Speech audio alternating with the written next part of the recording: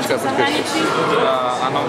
Nemusím počuť to zase. Poď. Áno, pracoval som toto leto v Anglicku asi mesiac. Čo konkrétne si robil? Konkrétne pomáhal som v jednom pube. Majiteľia vlastne boli Češi a som mi tam pomáhal, oni sa tam zabývali. Tak som namával, čo som pomáhal v kuchyni. Ako si túto prácu našiel? Čo som tam býval, som tam segol vlastne a prácu som našiel tak, že ona ich poznala. Takže ona mi to tak dohodila, že potrebovali povedať. Takže si nebol cez agentúru. Nie.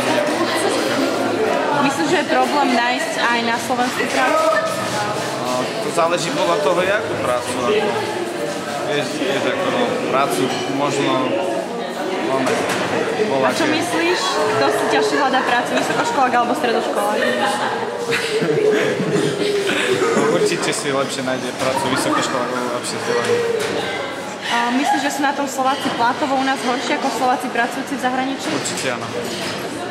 Aké zamestnanie, respektíve zamestnania, v akej oblasti sú podľa teba najlukratívnejšie? Nemýkaj sa. Právnici, naši vlastníci, čo robia živnosti, celkom dokážu, celkom práca.